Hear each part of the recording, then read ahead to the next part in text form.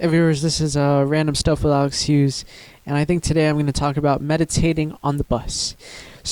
I think what happened was I started meditating about over 3 years ago now as a way to work on my anxiety, panic attacks, and these obsessive thoughts. And I usually saved the practice at home, but because I was starting to commute more on public transportation, I decided to spend some time doing it on while I'm on the Sprinter and while I'm on the bus. And the reason for this is because I would spend so much time going to and from school. Once you graduate from like high school, it's really up to you to get to where you need to go for classes anyways. And so that means the Sprinter, that means the bus, and it's a great time to do it. However, what I did notice from a home practice versus a practice on the bus is that there's a lot more distractions. And so when you're on the bus, you got to keep in mind your surroundings because there's people coming in and coming out, and so you have to be aware of how much space you're taking, because sometimes, at least for me, I do put my bag beside me, and sometimes the bus fills up, so you have to open your eyes and take it out of the way, or you have to move your feet out of the way, or somebody decides to talk to you while you're doing meditation, or many other things. And so that's why you kind of have to be aware of your surroundings. And what I've noticed, though, is that it's a great way to build your practice. And the reason I say that is that more recently, I decided to find free MP3s of guided meditations. And so the guided meditations I've been trying to find are some old ones, because a lot of the newer websites usually kind of have like strings attached. Download it, but first, before you download it, you got to give your email, or you have to sign up for an account or something. And so that's why I decided to look up the search feature on Google and go from something like a 10-year gap 10 years ago, 2000, 2010, and maybe there will be websites.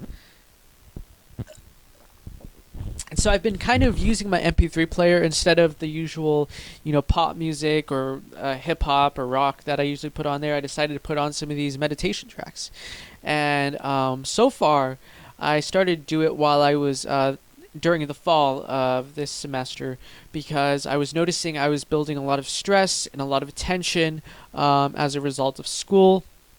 Not only homework, but also, dealing with some, very strong emotions, some desire, trying to control the desire in myself. And I wanted to find a way to just calm myself down and really get back to my roots.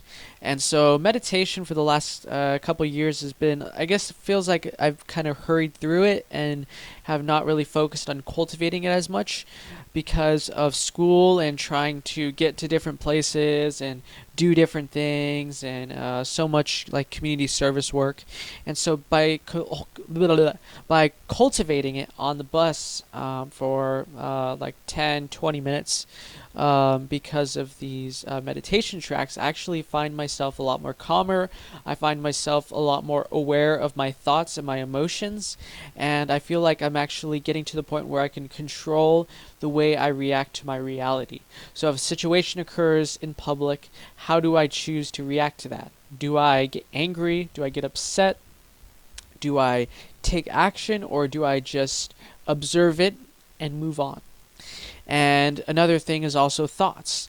There's always going to be thoughts in my head, but I can choose which thoughts to pay attention to and which ones I want to cultivate to build my future. And so depending on the thought, some might be relevant, some might just need to be flushed down the toilet because they're completely ridiculous and BS. They have no value whatsoever, so you just throw it in the trash. Doesn't matter. It doesn't matter how many times it comes up. You keep doing that. You keep doing that, and you build this mindset within yourself that you are in control of your thoughts. Your thoughts create reality, and you have a choice every single day to choose what thoughts you want to cultivate. So depending on the life that you want for yourself, if you want to be happy, if you want to feel fulfilled, if you want to move forward with your life, then you choose thoughts that will cultivate positivity. And I think for yourself, like, what thoughts are complete. If I had a thought about eating my, for example, eating my hair, if I had just a thought that popped up, a random thought, that toss it. I mean, come on, really? And so why spend any time dwelling on thoughts in your head? Because your thoughts aren't necessarily a reflection of yourself. They're just thoughts. They're ideas. Ideas always come up. Not all ideas are good ideas. So it's kind of like somebody creates an invention. In Japan, there's this thing I think called Ching Dogu, which is like this. I remember reading a book from Book Off, which is like a secondhand bookstore, used bookstore, and it's basically had inventions that were not mass produced, but some person thought of it and thought it would be a good idea to make them. Not all those ideas are going to be good ideas. If that is the case, then why would you spend any more time? For example, maybe if it's a good idea, they'll mass produce it. They'll focus on it and they'll build more and more of it. Whereas if it's a bad idea, they're probably going to let it die. Like it doesn't matter. And so that's like with thoughts. Not all thoughts are good thoughts. Not all thoughts have a purpose. They don't necessarily serve you in any way. So why would you cultivate something if it's completely ridiculous? Sometimes you're going to doubt yourself like, "Oh, what if this?" Usually, I've had this experience so much throughout my life, even before, with anxiety and being fearful because I reacted to the thoughts in my head. I thought those thoughts were true and that was going to happen. And I got scared because I didn't want that to happen. And so I reacted in a way to prevent those things from happening. But I only created more anxiety for myself because I made those thoughts appear important, and by focusing more attention on those thoughts, then they became more and more important in my mind, because my subconscious mind was always watching my actions and my environment. So if it's watching and then it sees myself like, oh, you're avoiding this, you're reacting, you're physiologically reacting, you're like, you're getting tense, you're closing, you're crossing your legs, you're sweating, your body temperature is going down, and so your mind is like, oh, this is something I need to be afraid of. Survival mechanism, pretty typical. And so the next time the thought happens, you just react to it. And so the reason why meditation is important is because you become more aware of your thoughts, you become more aware of your reactions, and your conscious mind can take control. You can take control, not your subconscious mind, which goes on and on about garbage that it throws your way. It's like not all thoughts, they don't all have value to them. You can discern them. So that's why I feel like with practicing meditation, I'm able to calm my emotions down, pass the time as well, but also be aware of how I react to situations, therefore taking control of my mind, leading to more happiness, but also spending my time more wisely, rather than worrying about stuff that's never going to happen, because most of the stuff in our head is garbage. Why waste my time on that? Why would I waste any more of my life worrying about things that aren't going to cultivate myself into success? Because that's what I'm focusing on right now. Is I'm focusing on success, trying to make myself a better person, and also finding opportunities, financial opportunities, not just volunteer work anymore.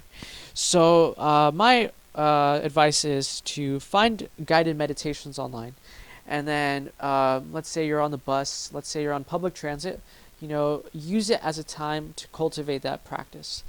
Close your eyes, listen to the sounds of the track, and if distractions happen, just focus on the breathing, focus on the track. It doesn't matter how many times you get distracted. That's not a sign of weakness. That's not a sign of, it's not a sign of you can't do meditation because you get distracted. That's very normal. You just focus on your breathing, you focus on the track, and you just watch yourself melt and become more quiet.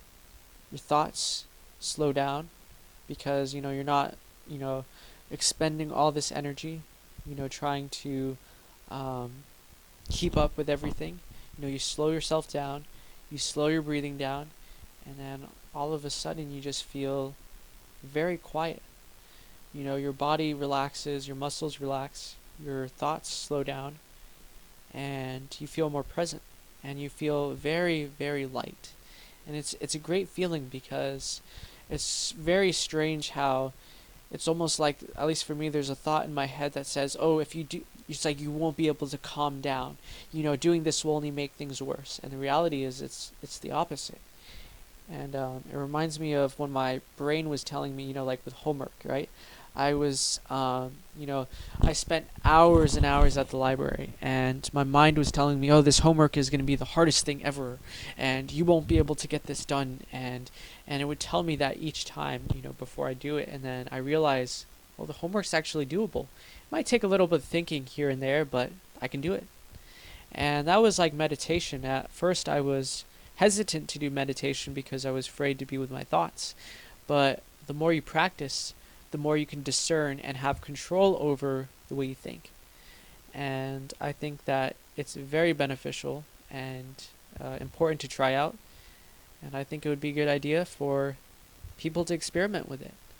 So this is Random Stuff with Alex Hughes, signing off, and have a great day.